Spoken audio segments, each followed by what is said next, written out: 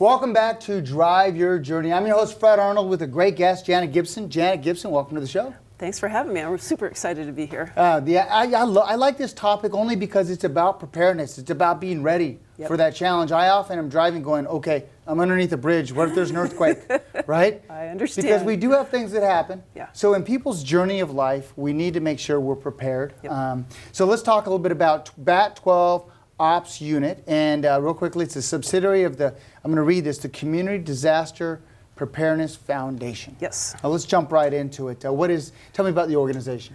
Well, we were initially founded by a group of volunteers who were excited about helping people, but we were very much limited by what we could do. And we've never had any sort of organization that could put together multi-agency disaster drills. Mm-hmm. Usually you have people who work for one agency or they volunteer for an agency and they only work with themselves. They never ever come together, but in the event of a large disaster, we all have to work together. Without a doubt. Exactly. We all have to work together as employees at a company, as a family unit, as a community.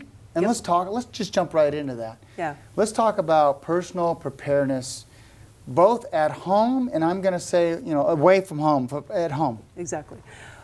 When we think about a big earthquake, everyone's like, oh my God, it might happen at 2 o'clock in the morning. Wouldn't that be terrible? It wouldn't be great, but at home, you need to have certain things, not just in your garage, which is where everybody seems to store their emergency stuff, because that might not be standing. You actually have to have your water, your food, your flashlights stored throughout your house, because at any given point, one portion of your house might not be accessible, right? And things like water. How much water should you have? Well, we don't have any lakes or streams around here. So if we have an issue with the aqueduct, we better make sure we have at least a month's worth of water available. And how do you store that? In a big 55-gallon container? Some. What about 5-gallon container? Some. What about little bottles? Yeah, all of that. Have a little bit of each. I think back to the earthquake in '94.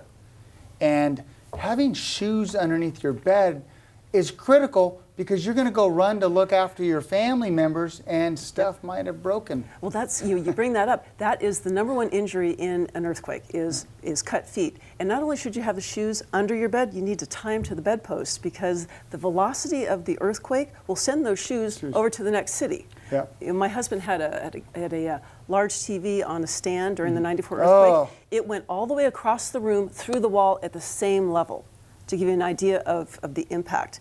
And people don't understand that. Absolutely. And it's a conversation with the family too. Always. And the great thing about, if you have young children, they're talking about this at school and they're going to bring the ideas home. Absolutely. Listen to them. Maybe let them guide the conversation. Yeah. Well, you bring up kids at school, that's the other side of it. What if that earthquake hits at 2 in the afternoon and you're not at home? Well, you got to get home. And we talk about things like go bags in your car. It's a get-home bag. Do you have shoes? Tennis shoes. Yes. For me, I can probably jog 10 miles home or whatever I need to do. And let me just tell you, Mama Bear wants to get home, she'll get home 20 miles in a couple hours, right? Absolutely, absolutely. That really came to light for me watching the Tokyo earthquake and women running in high heels down the street. And I was like, oh my gosh, that's never going to happen again. Yeah, absolutely. So having a bag to get home and knowing how to do that with a map. Siri's not going to help you. You might not be able to drive. You better be able to figure out a way to walk home, not on the freeway, and most people don't even think about that. Public transportation will be shut down. Let's talk about work. Have a conversation with your team members. Always. What's going to happen at work, because then you might find opportunities to help each other with your families in different areas, different locations, right? It's all about communication. Absolutely. Critical.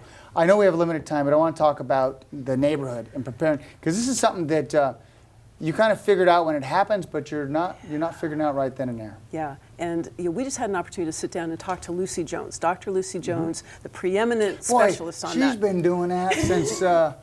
No disrespect meant to her, but she must have started when she was 16, because I remember her on years ago. Yeah, absolutely. And she still is young. She's amazing. But she's at Caltech, right? Yes. Yeah. She said the #1 thing about being ready for an earthquake is not personal preparedness, it's your neighborhood. The neighbors that actually understand this recover so much faster. And so part of what we do is focus on getting people together and actually getting to meet your neighbors. In LA. That might be the first time you met your neighbor. In '94, you met your neighbor for the first time. Yeah, let's do that beforehand. Let's figure out what skill sets everybody has. If they want to divulge what kind of resources they have, fantastic, but know those folks beforehand and actually have a plan. And there's a great program called Map Your Neighborhood that we teach neighbors all throughout Los Angeles all the time because it's so crucial. It's coming. And you don't want your journey disrupted by something like a disaster. If you can recover faster, you get back on your journey, back attaining your goals faster than you could have if you weren't prepared. Love it. A couple thoughts that come to mind. Make sure your tank is full of gas, or your car is full of gasoline. Yep. Make sure your tank's propane tank so you can barbecue if you have to outside. If you have to. Remember we were barbecuing outside. It's okay to use pool water to flush your toilet if you have to. I mean, so many different things you can do. Absolutely, absolutely. I Let's could get talk for creative. hours on each one of those. Exactly. Those who want to reach out to you and find out more information on how to volunteer and or get involved in your organization. Disasterprep.org is our website, and you can reach me specifically at janet@bat12ops.com. Thanks for what you do. Well, thank you so much. I know in driving our journey, we maybe don't look at all these things, and we really should. So It's important. absolutely. Thank you. Well, I hope you enjoyed this segment of Drive Your Journey. If you'd like to come on our show or recommend somebody and their profession and their expertise to share with the world, email me, fred@fredarnold.com. Until we see each other again, make it a great day and keep living your journey.